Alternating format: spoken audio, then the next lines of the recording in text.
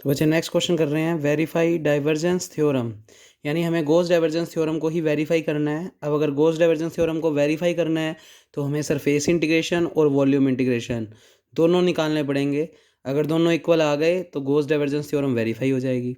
अच्छा, इस क्वेश्चन में एफ वेक्टर दिया हुआ है एक्स वाई आई कैप प्लस जेड स्क्वेयर जे cap plus 2 y Z k cap, और आपको जो शेप दी हुई है वो अब की बार टेट्राहाइड्रन।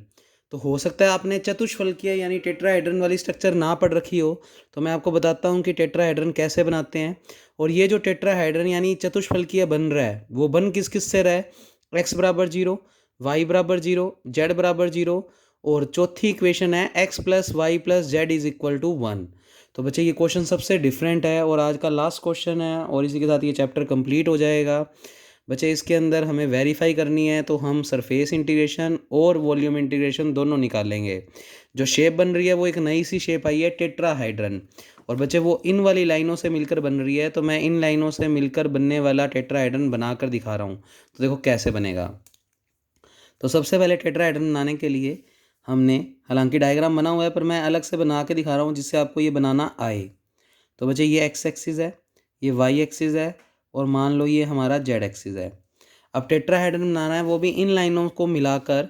तो x बराबर जीरो, बच्चे x बराबर जीरो और y बराबर जीरो, ये दोनों जीरो अगर यहाँ पर रखें तो z बराबर कितना आएगा, वन। तो इस तरीके से थोड़ा सा कॉम्बिनेशन देखते हैं। तो सबसे पहले मैंने मान लो कि y और z इन दोनों को जीरो रख दिया, तो x का मान कितना आया, वन। तो कोऑर्डिनेट क्या मिला, वन जीरो जीरो। अगर y और z को जीरो मान लें, या यानी यहाँ से y और z को जीरो जीरो रख दें तो x का मान वन आएगा। तो वन कोमा जीरो, तो एक्स एक्सिस पे वन कोमा जीरो यहाँ कहीं होगा। तो ये हमने बना दिया वन जीरो जीरो। ऐसे ही अगर मैं बात करूँ कि अब मैं एक्स और वाई को जीरो जीरो रख दूँ तो जेड का मान वन आएगा। तो जेड का मान वन और एक्स और वाई का मान जीरो जीरो, तो जेड का मान वन और एक्स और वाई का मान जीरो जीरो, तो एक्स और वाई का मान जीरो जीरो और जेड का मान वन। ऐसे ही अगर आप एक्स और जेड को जीरो जीरो रखते हैं तो वाई का मान वन। अब वाई का मान वन जो होगा वो ऊपर ऊपर होगा, तो ये बनेगा बच्चे जीरो वन जीरो। तो यहाँ पर वाई का मान वन होगा और बाकी दोनों का मान जीरो होगा। अब इन पॉइंट्स को मिला दो, तो ये जो पॉइंट्स मिलाने पर शेप बनी है इसको बोलते हैं टेट्राहाइड्रन। और ये जो तुम्हें पूरी सरफेस अगर मैं नाम रखूँ अकॉर्डिंग टू नोट्स ही रख देता हूँ, तो ओ ए बी सी, ये जो तुम्हें पूरा ए बी सी सरफेस दिख रहा है ये थ्री डायमेंशन है, और ये किसकी इक्वेशन है, x plus Y plus z is equal to one, जिसमें तीनों जने आएंगे। और अगर मैं तुमसे पूछूं इस लाइन की इक्वेशन, तो ए से बी लाइन बच्चे तुम्हें कौन से में दिख रही है, एक्स और वाई में। अगर एक्स और वाई में दिख रही है तो जेड कोऑर्डिनेट इसमें होगा नहीं, देख भी सकते हो। इधर भी जेड कोऑर्डिनेट जीरो है, इधर भी जेड कोऑर्डिनेट जीरो है। तो अगर जेड को जीरो इसमें रख दें तो एक्स प्लस वाई बराबर कितना आएगा, वन। तो आप कह सकते हो इस लाइन की जो इक्वेशन है वो है एक्स प्लस वाई बराबर वन। ऐसे ही अगर मैं इस लाइन की इक्वेशन की बात करूं तो ए से जो सी लाइन है वो एक्स और जेड एक्सिस में है। अगर एक्स और जेड में है तो उसमें वाई कोऑर्डिनेट जीरो है, चेक भी कर सकते हो, वाई कोऑर्डिनेट जीरो है। तो वाई कोऑर्डिनेट जीरो रखेंगे तो एक्स प्लस जेड बराबर वन। तो बच्चे इस लाइन की इक्वेशन हो गई एक्स प्लस जेड बराबर वन। सिमिलर ये वाई और जेड में है तो इसकी इक्वेशन होगी वाई प्लस जेड बराबर वन, इसमें एक्स जो है वो जीरो होगा। तो बच्चे ये तो हो गई तीनों लाइनों की इक्वेशन। उसके अलावा हम साथ साथ करते रहेंगे। तो सबसे पहले हमें अगर मान लो वॉल्यूम इंटीग्रेशन निकालना है तो मैं थोड़ा साफ साफ निकाल के दिखा रहा हूँ। एफ वेक्टर आपको क्वेश्चन में ये दे रखा है तो उसको बुला रहा हूँ। एफ वेक्टर हमें दे रखा है तो थोड़ा सा लिखवा के करा रहा हूँ क्योंकि क्वेश्चन अच्छा है, इंपॉर्टेंट है। एग्जाम्पल नंबर 9 है, आप अपनी बुक में देख सकते हैं। एक्स वाई आई कैप, पर हिंदी मीडियम इंग्लिश मीडियम में अलग अलग है, तो आप बेटर है डायरेक्ट इन नोट्स में से देखें। तो जेड स्क्वेयर जे cap plus 2 y Z k cap, ये आपको दे रखा है एफ वेक्टर। अब हमें सबसे पहले अगर वॉल्यूम इंटीग्रेशन निकालना है तो कहीं ना कहीं इस एफ वेक्टर का हमें डेल वेक्टर के साथ डॉट प्रोडक्ट निकालना है। तो बच्चे डेल वेक्टर होता है del by del x i cap plus del by del Y J cap plus del by del z k cap, और उसका डॉट प्रोडक्ट करना है एफ वेक्टर। एफ वेक्टर दिया हुआ है ये एक्स वाई आई कैप जेड स्क्वेयर जे cap plus 2 y Z k cap. अब इनका डॉट प्रोडक्ट करना है तो आई का आई से, एक्स वाई इस डेल बाई डेल एक्स के साथ लगेगा तो ये बनेगा del by del x x Y, plus Z square इस जे के साथ लगेगा तो del by del y z square, और ये 2 वाई जेड इसके साथ जाएगा तो del by del z 2 y z. अब बच्चे एक्स का रिस्पेक्ट में होगा वन और y as a constant, z square का वाई के रिस्पेक्ट में जीरो, और इधर जेड का जेड के रिस्पेक्ट में 1 और बचेगा 2y। तो y प्लस 2y मिलाकर कितना हो गया 3y। अब हम वॉल्यूम इंटीग्रेशन कर देते हैं। तो मैंने लगभग आपको यहीं पर ही समझा दिया, जिससे आपको नोट्स में तो सिर्फ देखना पड़े हल्का सा। इंटीग्रेशन v फॉर्मूला होता है RHS में, गॉस डाइवर्जेंस में, del dot F into d V. बचे वॉल्यूम के लिए लिमिट्स चाहिएंगी एक्स वाई जेड की, वो भी देखते हैं कैसे निकालेंगे।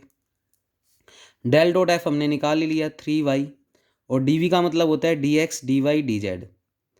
अब बस काम रह गया एक्स की, वाई की और जेड की लिमिट इस टेट्राहेड्रन में कैसे निकाल रहे हैं। तो बच्चे टेट्राहेड्रन में निकालने के लिए हमेशा एक कंसेप्ट नया सीख रहे हैं। तो ये क्वेश्चन बाकी सबसे डिफरेंट है, बाकी सब में ऐसा कोई कंसेप्ट नहीं था, इसमें कुछ यूनिक काम करना पड़ेगा। क्योंकि बच्चे इसमें बाकी देखो 4 सरफेसेस कौन कौन सी है। पहले तो इसको टेट्राहेड्रन क्यों बोला है बच्चे, ओ ए बी एक सरफेस, ओ ए सी दूसरी सरफेस ये वाली, तीसरी सरफेस है ओ बी सी यानी ये वाला ट्रायंगल, और चौथी सरफेस है ये पूरा। ये जो पूरे वाला सरफेस है वो 3 डायमेंशन है, और 3 डायमेंशन के केस में अगर वॉल्यूम इंटीग्रेशन निकाल रहे हो तो आपको उस 3 डायमेंशन का किसी भी 2 डायमेंशन में प्रोजेक्शन देखना पड़ेगा, परछाई देखनी पड़ेगी।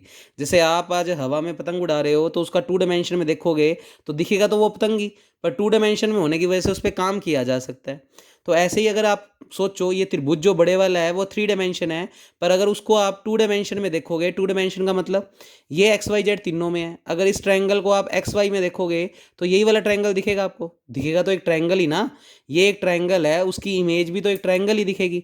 तो इस ट्रायंगल की एक्स वाई में जो इमेज दिखेगी वो ये ट्रायंगल। अगर इसकी तुम इमेज देखोगे एक्स जेड में तो ये वाला ट्रायंगल दिखेगा, और अगर इस बड़े वाले ट्रायंगल की तुम वाई जेड में देखोगे तो ये वाला ट्रायंगल दिखेगा। तो किसी भी एक में देख लो। तो मैंने इस क्वेश्चन में जो तुम्हें नोट्स में लिखवाया है उसमें इस ट्रायंगल की इमेज मैंने एक्स वाई प्लेन में देखी है।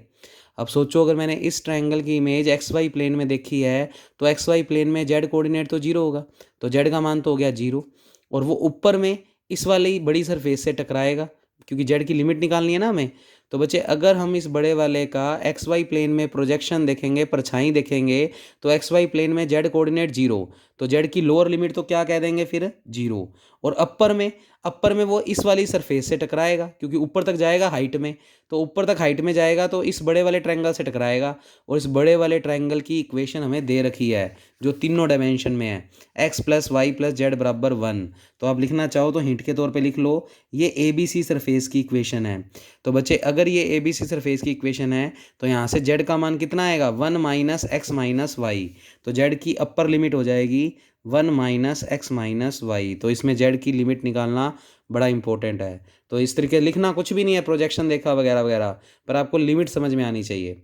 फिर वाई की लिमिट, अब क्योंकि हम इस बड़े वाले का प्रोजेक्शन इसमें देख चुके हैं तो बच्चे बस जैसे सेकंड 2 डायमेंशन में हम डबल इंटीग्रेशन में एक्स वाई की लिमिट निकालते हैं वैसे इस ट्रायंगल को देख के निकाल दो।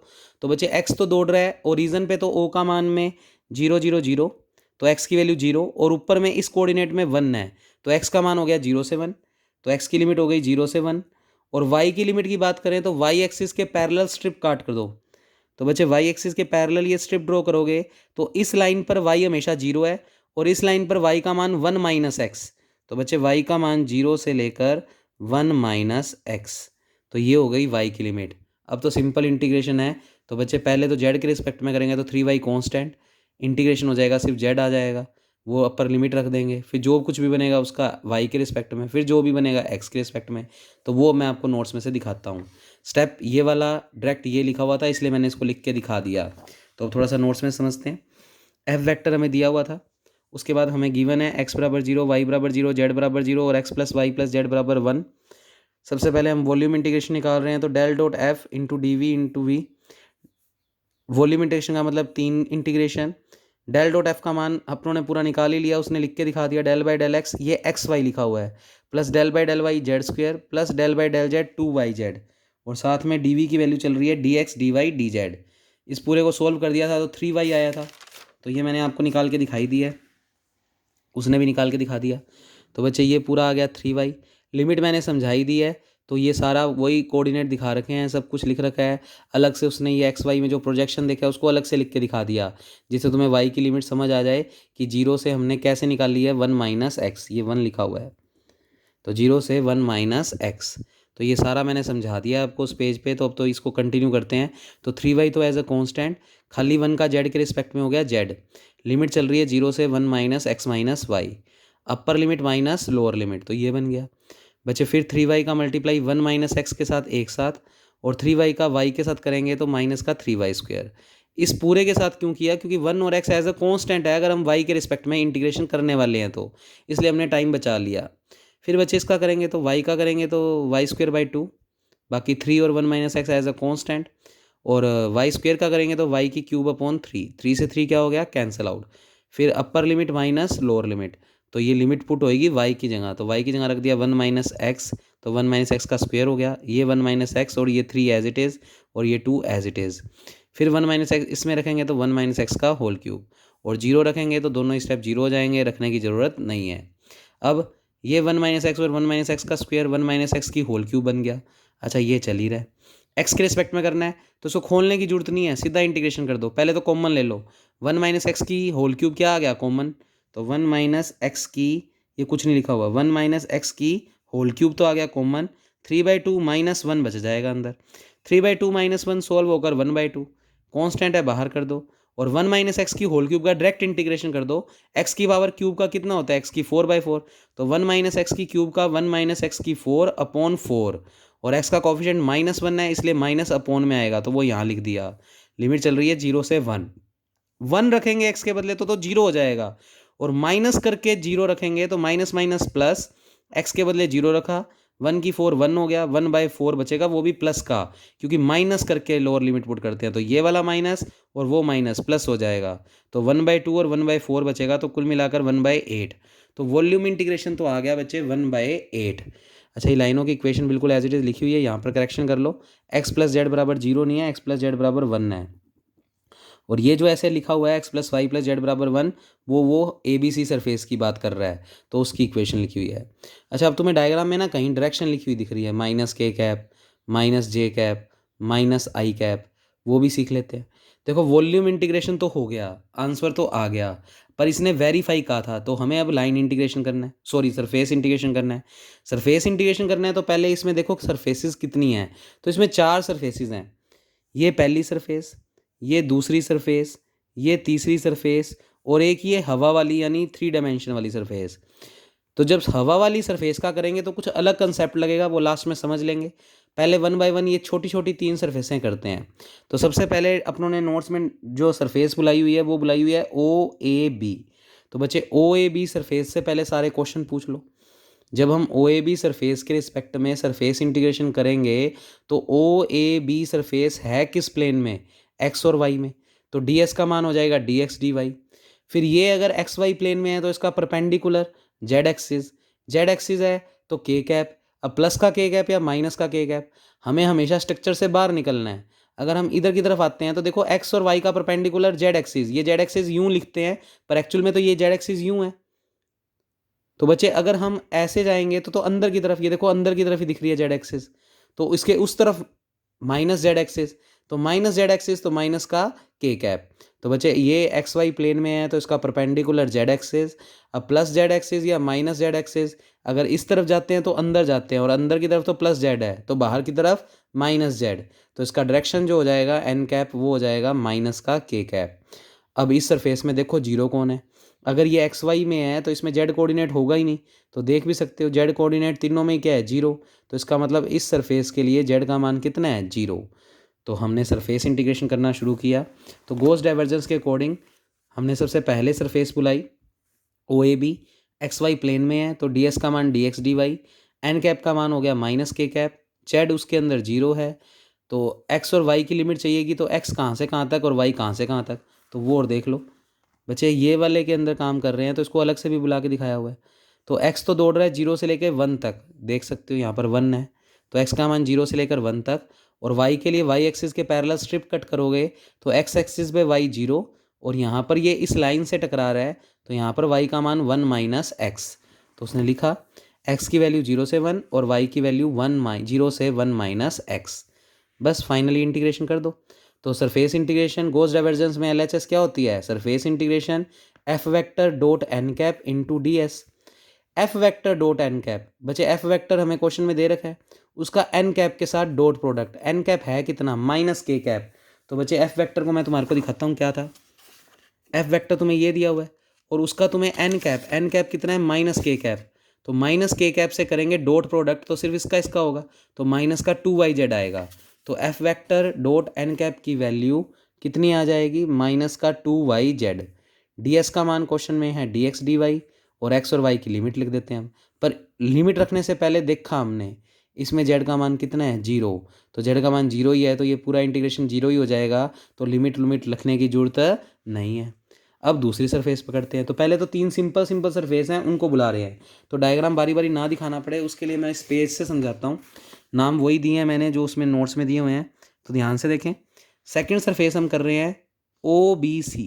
तो पहले आप OBC से सारे क्वेश्चन पूछ लो। OBC किस प्लेन में है, y और z में। तो y और z में है तो ds का मान हो गया dy dz, तो लिमिट भी y और z की लगेगी। अब y और z की लिमिट देखनी है तो y कहाँ से कहाँ तक दौड़ रहा है, y दौड़ रहा है 0 से लेकर 1 तक, और z के लिए आप z एक्सिस के पैरेलल यूं स्ट्रिप कट कर लोगे, तो z का मान इस एक्सिस पे, y एक्सिस पे z का मान कितना है 0, और ऊपर में वो इस लाइन से टकरा रहा है तो z का मान कितना आएगा 1 माइनस वाई। तो बच्चे y की लिमिट हो गई 0 से 1 और z की लिमिट 0 से 1 माइनस वाई।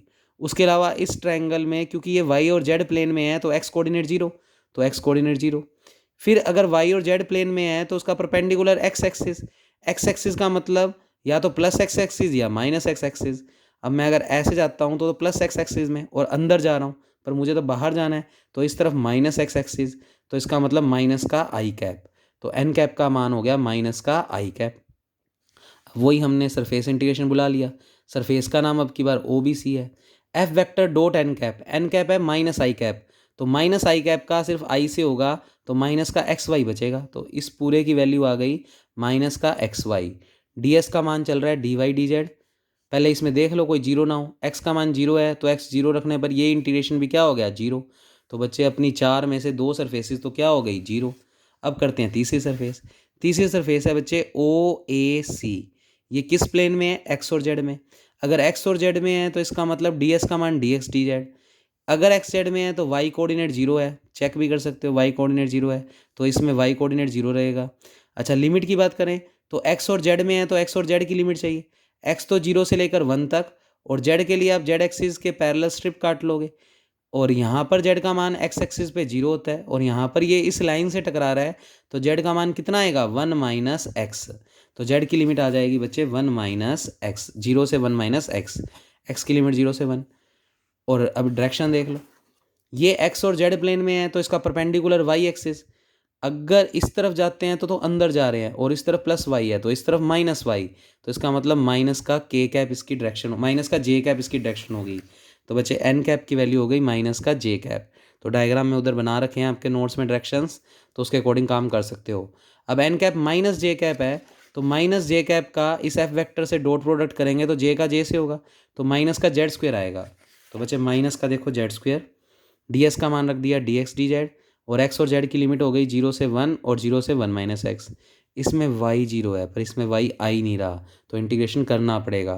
तो बच्चे z स्क्वायर का z के रिस्पेक्ट में z की क्यूब अपॉन 3, फिर अपर लिमिट माइनस लोअर लिमिट, तो ये करके दिखाया हुआ है। तो ये हो गई तीसरी सरफेस का इंटीग्रेशन। तो देखो माइनस बाहर ले लिया, z की क्यूब अपॉन 3, अपर लिमिट रखेंगे तो 1 माइनस एक्स की होल क्यूब हो जाएगा। अच्छा 1/3 तो कांस्टेंट है, माइनस भी कांस्टेंट है, बाहर आ गया। और बच्चे 1 माइनस एक्स की होल क्यूब का x के रिस्पेक्ट में इंटीग्रेशन 1 माइनस एक्स की 4/4, और x का कोफिशिएंट माइनस में है तो यहाँ पर माइनस आ गया। लिमिट चल रही है 0 से 1, 1 रखेंगे तो 0 हो जाएगा, पर 0 रखेंगे तो माइनस करके रखेंगे तो माइनस माइनस प्लस, तो ये 1 की 4/4 यानी प्लस का 1/4 बनेगा, तो माइनस का 1/3 इंटू 1/4 कितना बन जाएगा माइनस का 1/12। तो बच्चे ये हो गई तीसरी सरफेस। अब चौथी सरफेस कुछ अलग है तो उसका इंटीग्रेशन भी बिल्कुल अलग तरीके से है, तो उसके लिए हमें बहुत सारी बातें समझनी पड़ेंगी। तो इस नोट्स में से समझाने की कोशिश करता हूँ, तो आप करें बच्चे। ये लास्ट रह गया बस, ये पार्ट सबसे इम्पोर्टेंट है। जो चौथी सरफेस है उसका नाम क्या है ABC, जो कि तीनों में है यानी x y और z में। अब तीनों में है तो तीनों में तो काम कर नहीं सकते, हमें इसका प्रोजेक्शन देखना पड़ेगा किसी भी एक प्लेन में, चाहे XY में देख लें, चाहे YZ में, चाहे XZ में। तो मैंने XY में देखा है, आप किसी में भी देख सकते हो। तो we saw that projection of surface ABC in XY plane. अब बच्चे XY प्लेन में प्रोजेक्शन देखा तो प्रोजेक्शन का फॉर्मूला होता है, ये फॉर्मूला ध्यान में रखना है, area into cos theta. Area को रिप्रेजेंट करते हैं ds से, cos theta as it is, और प्रोजेक्शन हमने इस ABC का प्रोजेक्शन देखा किस में, XY में, तो प्रोजेक्शन जिसमें देखते हैं वो वाली चीज़ लिखते हैं। तो XY में देखा तो प्रोजेक्शन की जगह रख दिया dx dy। अगर आप YZ में देखते तो dy dz। तो बच्चे वापस सुने, ये ABC सरफेस 3 डायमेंशन है तो उसमें काम करना पॉसिबल नहीं है, तो हम पहले उसका प्रोजेक्शन देखेंगे 2 डायमेंशन। हमारी मर्जी है, किसी मर्जी में देख लें, तो हमने XY में देखा है। प्रोजेक्शन का फॉर्मूला होता है area into cos theta. Projection जिसमें देखा है वो वाली चीज़, तो XY में देखा है तो यहाँ पर dx dy। एरिया को ds से लिखते हैं और cos theta as it is. अब बस मुझे क्वेश्चन में कोस थीटा की वैल्यू निकालनी है। कोस थीटा में ये जो थीटा है वो किस चीज़ को बता रहा है, तो इस डायग्राम में समझो थीटा क्या चीज़ है। बच्चे ये 3D वाली सरफेस है, हम इसका परपेंडिकुलर निकालेंगे, और इसका प्रोजेक्शन हमने देखा है XY में, तो XY में ये ट्रायंगल दिखेगा, इसका परपेंडिकुलर निकालेंगे। और वो परपेंडिकुलर और ये वाली सरफेस का परपेंडिकुलर जहाँ पर कट करेंगे उनके बीच जो एंगल बनेगा वो होएगा ये थीटा। तो बच्चे थीटा यहाँ पर क्या चीज़ है, तो मैंने लिखा वाया भी हुआ है, पर एक बार फिर समझो, जो कोस थीटा में थीटा है वो एक्चुअल में किस चीज़ को रिप्रेजेंट कर रहा है, इस ABC सरफेस का हम परपेंडिकुलर निकालेंगे, और इसका प्रोजेक्शन हमने XY में देखा है यानी इस ट्रायंगल को देखा है, तो इस ट्रायंगल का परपेंडिकुलर निकालेंगे। और वो वाला परपेंडिकुलर और ये वाला परपेंडिकुलर आपस में जहाँ कट करेंगे वो एंगल जो होगा वो थीटा कहलाएगा, तो उसको निकालना पड़ेगा। अब सबसे पहले इस सरफेस का परपेंडिकुलर निकालना है, तो एक रफ डायग्राम बनाना है तो इस तरीके से बना सकते हो। ये कोई सरफेस है, ये मान लो वो ABC सरफेस है, अपने इस ABC सरफेस का क्या निकालेंगे, परपेंडिकुलर। ऐसे ही उसका प्रोजेक्शन हमने देखा है, ये मैं नाम लिख देता हूँ यही, जिससे तुम्हें बात समझ आ जाए, OAB।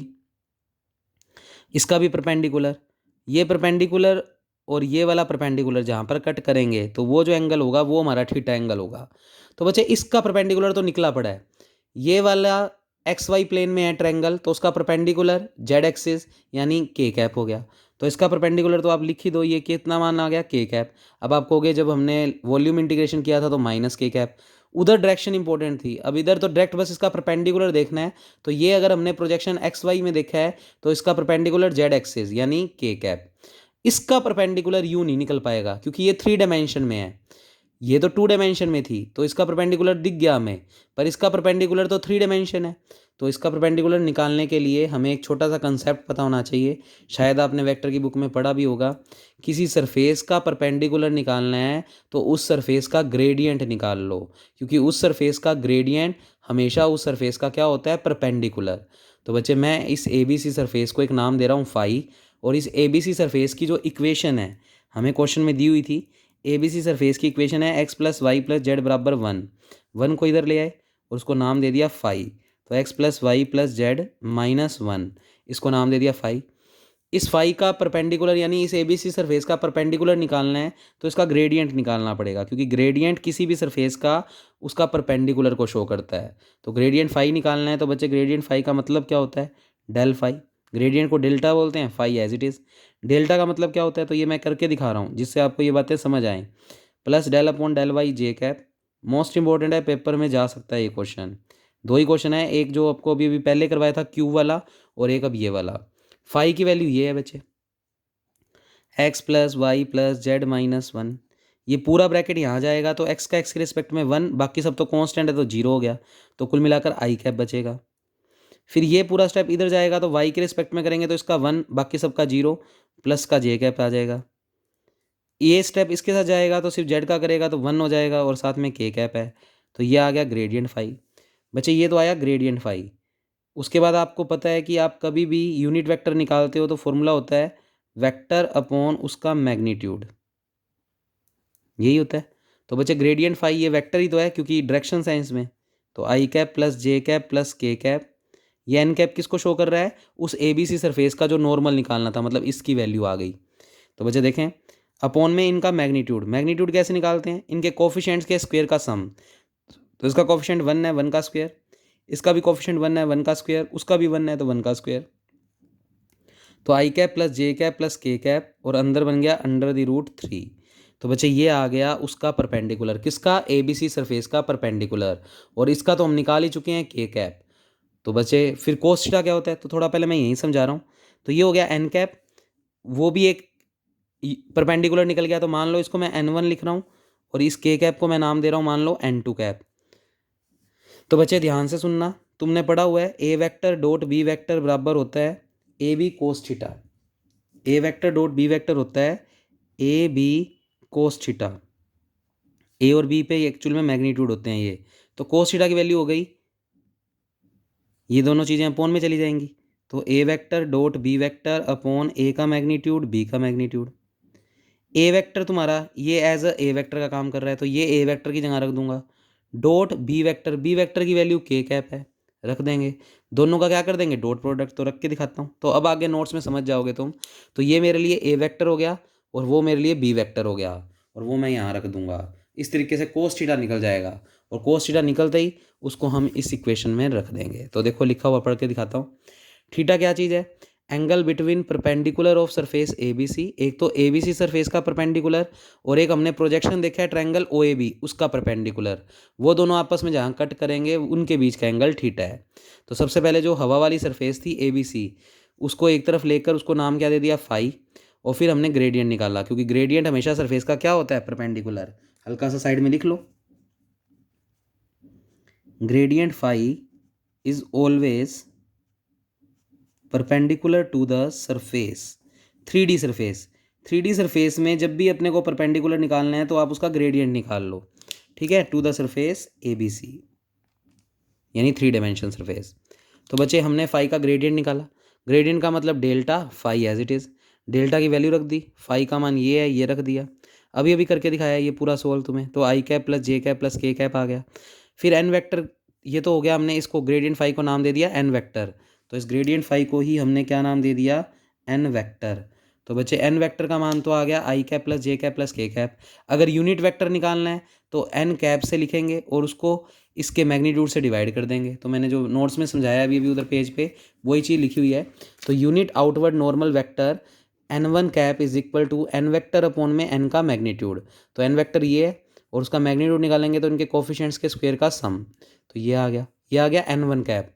फिर हमने इसका प्रोजेक्शन कहाँ देखा था, इस ए बी सी सी का प्रोजेक्शन देखा था हमने एक्स वाई प्लेन में। तो एक्स वाई प्लेन में देखेंगे तो परपेंडिकुलर जेड एक्सिस, तो एन टू कैप कितना हो गया, के कैप। फिर कोस थीटा का फॉर्मूला साइड में लिख के दिखाया हुआ है, A vector dot B vector upon में ए का मैग्नीट्यूड बी का मैग्नीट्यूड। ए वेक्टर की जगह आ गया N one cap, B vector की जगह एन टू कैप अपॉन में एन वन का मैग्नीट्यूड और एन टू का मैग्नीट्यूड। एन वन कैप ये रहा, रख दिया। डॉट प्रोडक्ट करना है N two cap, N two cap भी के कैप है। एन वन का मैग्नीट्यूड, बच्चे इसका मैग्नीट्यूड निकाल के देख लो, 1/√3 का स्क्वायर प्लस 1/√3 का स्क्वायर प्लस 1/√3 का स्क्वायर। तो 1/3 प्लस 1/3 प्लस 1/3, तो 3/3। 3/3 कितना हो जाएगा, 1। वैसे भी यूनिट वेक्टर बोल रहे हैं तो समझ के चलो, जब आप इसका मॉड्यूलस निकालोगे तो 1/√3 का स्क्वायर प्लस 1/√3 का स्क्वायर प्लस 1/√3 का स्क्वायर सोल्व करोगे 1 आएगा। ऐसे ही अगर तुम इसका भी यूनिट वेक्टर निकालोगे तो ये एक्चुअल में है 0 आई कैप 0 जे कैप प्लस 1 के कैप। तो कोफिशिएंट्स के स्क्वायर का सम करेंगे तो 0 का स्क्वायर प्लस 0 का स्क्वायर प्लस 1 का स्क्वायर, तो 1 नहीं आएगा। तो इसलिए हमने n1 का मोड भी 1 रख दिया और n2 का मोड भी 1 रख दिया। मतलब इसका मैग्नीट्यूड भी 1 है, इसका मैग्नीट्यूड भी 1 है। तो ये तुम नीचे लिखना ही मत। तो कोस थीटा का मान ये आ गया। के कैप का के कैप से डॉट प्रोडक्ट होगा तो 1/√3, क्योंकि √3 इसके नीचे भी है, इसके नीचे भी और इसके नीचे भी। तो बच्चे 1/√3 आ जाएगा। ये कोस थीटा का मान 1/√3 उठाकर इस समीकरण 1 में रख दो। तो यहाँ पर कोस थीटा का मान रख दूंगा 1/√3, तो रखा हुआ है। डी एक्स डी वाई बराबर डी एस, कोस थीटा का मान रख दिया 1/√3। तो डी एस की वैल्यू निकालेंगे तो √3 D X into D Y. तो ये आ गया डी एस का मान। अब डी एस एक्स वाई की टर्म्स में आया है तो लिमिट भी एक्स और वाई की चाहिए, और हमने प्रोजेक्शन ओ ए बी वाला देखा था तो वही एक्स और वाई की लिमिट में कोई फर्क नहीं आएगा। एक्स 0 से 1 है और वाई के लिए वाई एक्सिस के पैरेलल स्ट्रिप कट कर लोगे। एक्स एक्सिस में वाई 0 होता है और ऊपर में वाई का मान 1 माइनस एक्स, तो वाई का मान 0 से 1 माइनस एक्स। यहाँ पर डायरेक्शंस देना चाहो तो दे दो, ये एक्स एक्सिस है और ये वाई एक्सिस। तो यहाँ पर वाई का मान 0 है और यहाँ पर ऊपर में वाई का मान 1 माइनस एक्स। तो ये वाई की लिमिट हो गई। अब बुला लो लास्ट इंटीग्रेशन। तो F vector dot N cap into D S, surface, surface का नाम क्या है, ए बी सी।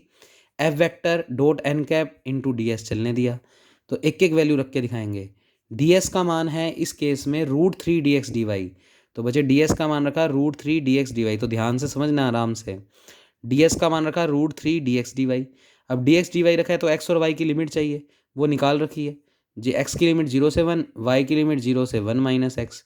अच्छा एफ वेक्टर पूरा मैंने लिख के दिखाया, एफ वेक्टर तुम्हें क्वेश्चन में ये दिया हुआ है, डॉट करना है N cap, N cap, N cap A B C surface का perpendicular, A B C surface का परपेंडिकुलर तो बच्चे ये था, चेक कर लो, ये तुम्हें ए बी सी सरफेस का परपेंडिकुलर निकलवाया था मैंने, ए बी सी सरफेस यही तो थी, तो इसका परपेंडिकुलर तो हमने निकाला है, वो ये निकाला है बच्चे, तो ये बात ध्यान रखना, लिखना चाहो तो लिख लेना, ये एन कैप जो है वो ए बी सी सरफेस का परपेंडिकुलर है, तो एन कैप में यहाँ पर ये वाला रखा जाएगा, कहीं ये वाला मत रख देना, ये वाला और ये वाला तो हमने कोस थीटा निकालने के लिए यूज़ किया था, पर यहाँ पर जो एन कैप आएगा वो ए बी सी सरफेस का परपेंडिकुलर, और ए बी सी सरफेस का परपेंडिकुलर सिर्फ ये है, तो बच्चे रख दिया, आई कैप प्लस जे कैप प्लस के कैप अपॉन √3, और डी एस की वैल्यू थी √3 डी एक्स डी वाई, तो उस √3 से ये √3 क्या हो गया, कैंसिल आउट। तो ध्यान से समझना बच्चे ये स्टेप, एफ वेक्टर हमें क्वेश्चन में गिवन था, एन कैप मतलब ए बी सी सरफेस वाले का परपेंडिकुलर वो ये था, डी एस का मान हमने निकाला है √3 डी एक्स डी वाई, तो √3 D x D Y multiply में है पूरा स्टेप, तो √3 से √3 कट गया, तो डी एक्स डी वाई बचा। अब इसका इसके साथ डॉट प्रोडक्ट करना है, तो आई का आई से करेंगे तो एक्स वाई आ जाएगा, जे का जे से करेंगे तो प्लस का जेड स्क्वेयर आ जाएगा, और के का के से करेंगे तो प्लस का 2yz into D X into D Y, तो ये स्टेप नेक्स्ट किया हुआ है, तो देखें ध्यान से, x Y plus Z square plus 2yz D X into D Y. फिर बच्चे इस क्वेश्चन में अब एक लास्ट बात और ध्यान में रखनी है, एक्स वाई में इंटीग्रेशन हो रहा है तो जेड को ख़त्म करना है, अब जेड को ख़त्म करना है तो ये सरफेस ए बी सी है, और ए बी सी सरफेस की इक्वेशन क्या है, x plus Y plus Z बराबर 1, तो यहाँ से अगर हम जेड का मान निकालेंगे तो कितना आएगा, 1 माइनस एक्स माइनस वाई। तो बच्चे आप इस क्वेश्चन में पहले इंटीग्रेशन नहीं करोगे, इस जेड के बदले रखोगे 1 minus x minus Y, square है तो स्क्वेयर हो गया, इधर भी जेड की जगह रख दिया 1 minus x minus Y into D X into D Y चल ही रहा है। अब पहले इस पूरे का वाई के रिस्पेक्ट में करना है, तो एक्स तो कॉन्स्टेंट, वाई का हो गया वाई स्क्वेयर अपॉन 2, अब आराम से देखना ये इंटीग्रेशन भी इंपॉर्टेंट है, इसका ये एक्स की पावर एन का क्या होता है, एक्स की power N plus one upon N plus one, तो 1 माइनस एक्स माइनस वाई की स्क्वेयर का क्या हो जाएगा, 1 माइनस एक्स माइनस वाई की क्यूब अपॉन 3, वाई का कोफिशिएंट माइनस है तो यहाँ माइनस लग गया। फिर इसमें बचे, इसमें भी ध्यान से देखना, पहले 2y का अंदर मल्टीप्लाई भी करते गए और इंटीग्रेशन भी करते गए, तो y का करेंगे तो 2y जब अंदर जाएगा तो 2y बनेगा, और y का करेंगे तो वाई स्क्वेयर बाई 2, और ये वाला 2 चल ही रहा है। फिर ये 2y इधर जाएगा तो बचे माइनस का x तो एज अ कॉन्स्टेंट, 2 भी कॉन्स्टेंट, और y का करेंगे तो वाई स्क्वेयर अपॉन 2, फिर माइनस का 2y इससे मल्टीप्लाई होगा तो ये बनेगा वाई स्क्वेयर, तो बचे माइनस का 2 तो एज अ कॉन्स्टेंट, और वाई स्क्वेयर बन चुका था तो y की क्यूब अपॉन 3। तो आपको अगर ये स्टेप समझ नहीं आया तो पहले 2y का अंदर मल्टीप्लाई कर लो, फिर y के रिस्पेक्ट में ये इंटीग्रेशन कर देना, यही आएगा। लिमिट चल रही है 0 से 1 माइनस एक्स, तो बचे 1 माइनस एक्स वाई के बदले यहाँ रखेंगे तो ये बन जाएगा, y के बदले 1 माइनस एक्स रखेंगे तो ये 1 माइनस एक्स, और यहाँ पर y के बदले 1 माइनस एक्स रखेंगे और बाहर माइनस है, तो पूरा स्टेप क्या हो जाएगा, कैंसिल आउट, तो ये 0 बन जाएगा, पहले रख के दिखाया उसने, तो -1 और +1 कट जाएगा, माइनस एक्स और प्लस एक्स भी कट जाएगा, तो ये स्टेप 0 ही बनेगा। फिर y के बदले 1 माइनस एक्स रख दिया, 2 से 2 कट ही गया, इधर भी y के बदले 1 माइनस एक्स रख दिया, एक एक स्टेप करके दिखाया है, इधर भी y के बदले 1 माइनस एक्स रख दिया तो 1 माइनस एक्स की होल क्यूब। फिर लोअर लिमिट रखनी है, 0 रखेंगे तो ये स्टेप 0 तो लिख के दिखाने की जरूरत नहीं है, इसमें 0 रखेंगे तो ये बचेगा, तो -1 माइनस एक्स की होल क्यूब अपॉन 3, और माइनस करके पुट करते हैं लोअर लिमिट, तो माइनस माइनस प्लस, तो 1 माइनस एक्स की होल क्यूब अपॉन 3, वाई के बदले तो 0 रख दिया, इधर वाई के बदले 0 तो ये 0, इधर भी 0, इधर भी 0, तो लिखने की जरूरत नहीं है। तो ये बच्चे लिमिट पुट करके दिखा दी तुम्हें, तो ये स्टेप बन गया। अब ध्यान से देखना, ये स्टेप भी 0 हो चुका है, तो इसको भी लिखने की जरूरत नहीं है, बचे हुए स्टेप लिखते हैं आराम से। 0 से 1 लिमिट चल रही है, ये वाला स्टेप बचा हुआ है लिख दिया, ये तो ख़त्म हो गया, इसको लिखा भी नहीं। फिर 1 माइनस एक्स का होल स्क्वायर 1 माइनस एक्स, अब ये ध्यान से देखना क्या किया है, देखो माइनस का 2/3 1 माइनस एक्स की होल क्यूब लिख दिया, प्लस का 1 माइनस एक्स की होल क्यूब अपॉन 3 भी लिख दिया, और इन दोनों स्टेपों में टिक किया हुआ है, देखो टिक किया हुआ है, इसका मतलब 1 माइनस एक्स का स्क्वायर कॉमन ले लिया, तो 1 माइनस एक्स का होल स्क्वायर कॉमन आ गया, तो ये चीज़ तो बन गई 1, और ये वाली चीज़ कॉमन आ गई तो माइनस का एक्स। तो बच्चे आप इसके ऊपर भी टिक लगा लो कि टिक टिक वालों को इकट्ठा करके ये लिख दिया। अब आगे और कैलकुलेशन देखो, तो 0 से 1 लिमिट चली रही है, एक्स चली रहा है, इधर होल स्क्वायर खोल दिया, तो 1 का a माइनस बी का होल स्क्वायर क्या होता है, a square plus B square minus 2ab, तो 1 का स्क्वायर 1, x का स्क्वायर एक्स स्क्वायर, और माइनस का फॉर्मूला बन रहा है तो माइनस का 2x अपॉन में 2 चली रहा है। अच्छा इस वाले स्टेपों में भी कुछ काम किया, देखो क्या, ये स्टेप एज इट इज चल रहा है, ये स्टेप भी एज इट इज़ चल रहा है, और ये 1 माइनस एक्स की स्क्वायर और 1 माइनस एक्स बेस सेम है, पावर जुड़ जाएगी तो 2 और 1 3 हो गया, तो 1 माइनस एक्स की होल क्यूब बन गया। अब इन 3 को टिक किया हुआ है, क्यों किया हुआ है सुनो ध्यान से। 1 माइनस एक्स की होल क्यूब, 1 माइनस एक्स की होल क्यूब, 1 माइनस एक्स की होल क्यूब, तो ये सारे एक जैसी टर्म्स है, इनको आपस में जोड़ दो। तो 1 माइनस 2/3 प्लस 1/3, तो मैं ऐसे जोड़ के दिखाता हूँ तुम्हें। तो देखो इन तीनों में से 1 माइनस एक्स की होल क्यूब तो आ गया कॉमन, ध्यान से सुनना। 1 माइनस एक्स की होल क्यूब तो आ गया कॉमन, अंदर क्या बचेगा 1 माइनस 2/3 प्लस 1/3, तो 1 माइनस 2/3 प्लस 1/3। एलसीएम लो, 3 एलसीएम आएगा, 3 माइनस 2 1, 1 प्लस 1 2, 2/3 बन जाएगा, तो 2/3 1 माइनस एक्स का होल क्यूब, तो 2/3 1 माइनस एक्स का होल क्यूब। तो ये तीनों स्टेप जुड़कर 2/3 1 माइनस एक्स का होल क्यूब। अच्छा, इसमें एक्स का अंदर मल्टीप्लाई कर दिया, तो x plus x cube minus 2x square. तो ये कैलकुलेशन रटने की जरूरत नहीं है, बस इसने एक एक स्टेप करके दिखाया और ऐसे ही तुम्हें करना चाहिए, जिससे तुमसे आसानी से क्वेश्चन में कोई भी मिस्टेक ना हो। फिर बच्चे ये 1/2 तो कांस्टेंट है, बाहर हो गया। एक्स का इंटीग्रेशन x²/2, एक्स की क्यूब का x की 4/4, एक्स स्क्वायर का x की क्यूब अपॉन 3, ऐसे 2/3 तो कांस्टेंट है बाहर। इसका करेंगे तो इसकी पावर 4/4, और x का कोफिशिएंट माइनस है तो बाहर माइनस आ गया। फिर 2 और 4 काट के उसने 2 लिख दिया, वो तुम्हारी मर्जी है। अब बस अपर लिमिट और लोअर लिमिट रख देना, पूरा सोल्व करोगे तो आंसर आएगा बच्चे 5/24। तो चारों सरफेसों का इंटीग्रेशन हो चुका है।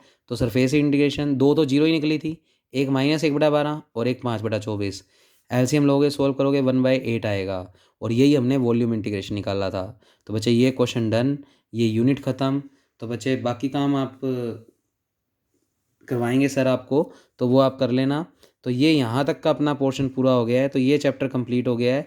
इतना काम अगर इस चैप्टर में करके जाते हो तो आपको आराम से 1 से 2 क्वेश्चंस मिल जाएंगे, और तीनों के तीनों स्टेटमेंट याद कर जाना, जिससे सेक्शन ए में एक क्वेश्चन आपका कंप्लीट हो जाएगा। Okay, thank you class.